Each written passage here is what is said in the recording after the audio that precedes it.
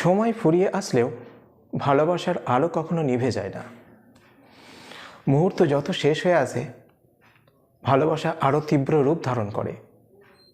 মানুষ যখন তার প্রিয়জনের কাছ থেকে বিদায় নেয়, ভালোবাসার এক তীব্র টান সে অনুভব করে। এই থিমের উপরই লেখা উইলিয়াম শেক্সপিয়ারের সনেট 73 আজকে আমরা এক্সপ্লেন করতে চলেছি। নমস্কার, আমি শেখ শাহিন আহমেদ। আমাদের এই চ্যানেল দ্য আইকনিক ইংলিশ ইনস্টিটিউটে তোমাদের স্বাগত জানাই। আজ আমাদের আলোচ্য বিষয় হলো সনেট 73। সনেট হলো 14 লাইনের এক কবিতা। 14 লাইনের হলেও এই কবিতার অন্তর্নিহিত অর্থ ও ব্যাখ্যা বিশাল 14 পাতার মতো। উইলিয়াম শেক্সপিয়ারের সনেট 73 এক অমূল্য রত্ন, যা আমাদের জীবনের শেষ অধ্যায়, সময়ের ক্ষয় আর ভালোবাসার গভীরতাকে এক অনন্য কাব্যিক রূপে তুলে ধরে। শেক্সপিয়ার এখানে 3টি প্রতীক ব্যবহার করেছেন। সেগুলি হলো শরতের শেষ দিন, সূর্যাস্তের ক্ষণ এবং নিভে আসা আগুনের শিখা। এই প্রতিটি প্রতীকই আমাদের মনে করিয়ে দেয় যে জীবন ক্ষণস্থায়ী, কিন্তু এই ক্ষণস্থায়িত্বের মধ্যেই ভালোবাসা হয়ে ওঠে আরও মূল্যবান। উইলিয়াম শেক্সপিয়ারের এই কবিতায় আমরা দেখব এই সনেট শুধুমাত্র মৃত্যুর কথা বলে না, বরং জীবনের সৌন্দর্য আর ভালোবাসার শক্তিকে আরও গভীরভাবে উপলব্ধি করতে শেখায়। তো চলো শুরু করা যাক আসল কবিতা। আচ্ছা, এখন আমরা সনেটের প্রথম 4 লাইন আলোচনা করব। That time of year thou mayst in me behold, when yellow leaves or none or few do hang upon those boughs which shake against the cold, bare ruined choirs where late the sweet birds sang. প্রসঙ্গত উল্লেখ্য যে এই sonnet 73 that time of ইয়ার নামেও পরিচিত। এই সনেটের যে প্রথম line, তার প্রথম অংশটা দ্যাট টাইম অফ ইয়ার, এই দ্যাট টাইম অফ ইয়ার নামেও এই সনেটকে বলা হয়। শুরু করার আগে আমরা কিছু কিছু ওয়ার্ড মিনিং দেখে নেব। যেমন প্রথম লাইনেই আমরা দেখতে পাচ্ছি বিহোল্ড। বিহোল্ড কথাটার মানে হচ্ছে সি, অবজার্ভ, লক্ষ্য করা। এছাড়াও সেখানে আছে মেইস্ট। মেইস্ট কথাটা হলো আর্কেইক ফর্ম অফ মে, অর্থাৎ মে যেটা পাড়া, মে মানে পাড়া, সেই পাড়াকে আগে প্রাচীনকালে আর্কেইক, যেটা প্রাচীনকালে মেইস্ট বলা হতো বা লেখা হতো। এছাড়াও 3 নম্বর লাইনে আছে বাউস। বাউস মানে ব্রাঞ্চেস অফ এ ট্রি, গাছের ডালপালা। শেক, SHAKE, শেক, যার অর্থ ট্র্যাম্বল, কোয়াক, কেঁপে যাওয়া। বেয়ার, ন্যাকেড বা ভ্যাকেন্ট, ফাঁকা, শূন্য। রুইন্ড, ডেস্ট্রয়েড বা ডিভাস্টেটেড, অর্থাৎ ধ্বংসপ্রাপ্ত। রুইন্ড মানে ধ্বংস হয়ে গেছে। Quartz, an organised group of singers typically who perform in a church. Quartz কথার মানে সেই গায়ক দল, বিশেষ করে যারা গির্জায় পারফর্ম করে। কিছু কিছু ওয়ার্ড মিনিং আমাদের জেনে রাখা দরকার, বিশেষ করে টেক্সটার মানে উদ্ধার করতে গেলে আমাদের এগুলো খুবই কাজে লাগবে। তো চলো প্রথমেই আমরা আরেকবার এটাকে পড়ে নিই। That time of year thou mayst in me behold, when yellow leaves or none or few do hang. কবি তার বিলাভেড অর্থাৎ তার প্রিয়তমাকে বলছেন যে দেখো, দাও, দাও মানে তুমি, অর্থাৎ কবিতার প্রিয়তমাকে বলছেন যে দেখো আমার, অর্থাৎ কবির বর্তমান অবস্থা ঠিক বছরের একটা নির্দিষ্ট ঋতুর মতো, আর সেই সিজনটি হলো লেট অটাম বা ফল, অর্থাৎ শীতের প্রাক মুহূর্ত। When yellow leaves or none or few do hang, যখন সবুজ পাতাগুলো হলুদ হয়ে যায় বা বিবর্ণ ফ্যাকাশে রূপ ধারণ করে, অর নান, হয়তো বা দেখা যায় গাছে আর কোনো পাতায় অবশিষ্ট নেই, অর ফিউ ডু হ্যাং, আর কিছু পাতা থাকতেও পারে যেগুলো গাছে ঝুলে থাকতে দেখা যায়। এই দুই লাইনের মাধ্যমে কবি বোঝাতে চাইছেন যে ঠিক যেমন শরৎ বা হেমন্তকাল শীতের আগমনের বার্তা দেয়, তার বার্ধক্য দশাও তাকে মৃত্যুর সন্নিকটে নিয়ে আসছে। গাছের সবুজ পাতাগুলো যেমন সময়ের সাথে সাথে হলুদ হয়ে যায় এবং অবশেষে ঝরে পড়ে, ঠিক তেমনি কবির যৌবনের শক্তি ও প্রাণবন্ততা এখন ম্লান হয়ে এসেছে। মৃত্যুর সময় সেই শক্তি একেবারে শূন্য হয়ে পড়বে। Upon those boughs which shake against the cold. গাছের পাতাগুলো ঝরে গেলে শীতের বাতাসে ডালপালাগুলো কাঁপতে থাকে। কবি এখন বার্ধক্যে উপনীত হয়েছেন, তাই তার শরীর দুর্বল ও ভঙ্গুর হয়ে পড়েছে। অনেক সময় দেখা যায় বৃদ্ধ মানুষরা দুর্বলতার কারণে বেশি কাঁপতে থাকেন। Bare ruined choirs where late the sweets bird স্যাং।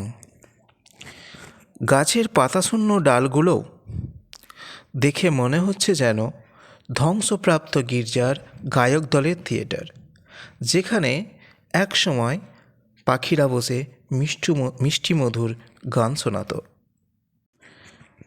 তাহলে এই সনেটের প্রথম স্ট্যান্জাতে আমরা দেখতে পেলাম যে কবি নিজের অবস্থাকে শরৎ বা হেমন্তকালের সঙ্গে তুলনা করছেন, যখন গাছের পাতাগুলো হলুদ হয়ে যায়, গাছের পাতা ঝরে পড়তে থাকে এবং এক সময় কোনো পাতায় আর অবশিষ্ট থাকে না।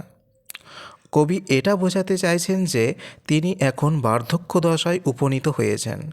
ধীরে ধীরে তার সমস্ত শক্তি ও তেজ ক্ষয়ে আসছে, কমে আসছে এবং এক সময় মৃত্যুর মাধ্যমে তার পরিসমাপ্তি ঘটবে। Second স্ট্যান্জা। In me thou seest the twilight of such day, as after sunset faded in the west, which by and by black night doth take away death's second self that seals up all in rest. এই স্ট্যান্জা থেকে আমরা কিছু এখন word meaning দেখে নেব। প্রথম লাইনেই আছে twilight, the soft moment when the sun sets down. অর্থাৎ টুইলাইট কথার অর্থ গোধূলি বেলা, যখন সূর্যটা পশ্চিম আকাশে ঠিক অস্ত যায়, সেই মুহূর্তটাকে টুইলাইট বা গোধূলি বলে। তারপর আছে ফেডেথ, এনসিয়েন্ট ফর্ম অফ ফেড, বিবর্ণ বা ফ্যাকাশে হয়ে যাওয়া। ডথ, DOTH, এই ডথ আসলে ডাজের আর্কেইক ফর্ম। প্রাচীনকালে ডজকে ডথ লিখত বা বলতো। টেক অ্যাওয়ে মানে রিমুভ, সরিয়ে নেওয়া, হরণ করা। ডেথ সেকেন্ড সেলফ, খুবই ইম্পর্ট্যান্ট এই পার্টটা। ডেথ সেকেন্ড সেলফ, মৃত্যুর দ্বিতীয় সত্তা, মানে এখানে ঘুমকে বোঝানো হয়েছে, sleep. Seals up, to close something completely, একেবারে পুরোপুরি নিঃশেষ করে ফেলা, স্তব্ধ করে দেওয়া। তো চলো এবার রিডিংটা পড়া যাক। In me thou seest the twilight of such day. আগের স্ট্যান্জাতে আমরা দেখতে পেলাম যে কবি তার নিজের বার্ধক্য অবস্থাটাকে বছরের একটা ঋতুর সাথে তুলনা করছেন। এই স্ট্যান্জাতে আমরা লক্ষ্য করতে চলেছি যে কবি এখন নিজেকে একটা দিনের শেষ মুহূর্ত টুইলাইট বা গোধূলির সঙ্গে তুলনা করছেন। কবি এখানেও তার প্রিয়তমাকে তার নিজের মধ্যে গোধূলি লগ্নকে চিনে নিতে বলছেন। দিন ফুরিয়ে সন্ধ্যা আসন্ন, অর্থাৎ তার জীবনী শক্তি নিঃশেষ হয়ে আসছে এবং খুব শীঘ্রই অন্ধকার নেমে আসবে, অর্থাৎ এই দুনিয়া থেকে বিদায় নিতে তার আর বেশি দেরি নেই। As after sunset faded in the West, পশ্চিমে সূর্যাস্তের সাথে সাথে যেমনভাবে আলোকরশ্মি অদৃশ্য হয়ে যায়, ঠিক তেমনি কবির প্রাণশক্তিও ধীরে ধীরে নিভে আসছে। Which by and by black night doth take away. ক্রমশ নিকষ কালো রাত দিনের অবশিষ্ট আলোটুকুও হরণ করে নেবে, অর্থাৎ মৃত্যু তার জীবনের শেষ শক্তিটুকুও কেড়ে নেবে। Death second self that seals up all in rest. যেমনটা আগেই বলেছি, ডেথ সেকেন্ড সেলফের অর্থ স্লিপ বা ঘুম।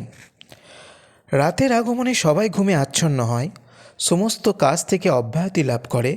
মৃত্যুও মানুষকে চির ঘুমের ঠিকানা দেয়, যেখানে থাকবে না জীবনের কোনো কাজকর্ম ও আলোড়ন। আমরা এখানে বুঝতে পারছি যে কবি এখানে পরোক্ষেই স্বীকার করে নিচ্ছেন এই দুনিয়া ও জীবন সব কিছুই নশ্বর। এখন আমরা তৃতীয় স্ট্যাঞ্জা পড়ব। In me thou seest the glowing of such fire that on the ashes of his youth doth lie as the death bed whereon it must expire consumed with that which it was nourished by. এর কয়েকটা word meaning আমরা জেনে নেব। Glowing, glowing মানে burning, জ্বলন্ত। Death bed, death bed মৃত্যুশয্যা। Expire, die, নির্বাপিত হওয়া বা মারা যাওয়া। কনজিউমড, সোয়ালোড, গ্রাস করা। নৌরিস্ট, নৌরিস্ট মানে পরিপুষ্ট হওয়া। এখন দেখে নেওয়া যাক এই লাইনের অর্থগুলি। In me thou seest the glowing of such fire. তৃতীয় স্ট্যাঞ্জাতে কবি তার প্রিয়তমাকে জ্বলন্ত অঙ্গারকে লক্ষ্য করতে বলেছেন। কবির বর্তমান জীবন যেন নিভে যাওয়া আগুনের অনুজ্জ্বল শিখা, যে এক সময় ছিল ভীষণ উজ্জ্বল, কিন্তু যত দিন গেছে সেই আগুনের ঔজ্জ্বল্য হারিয়ে যাচ্ছে।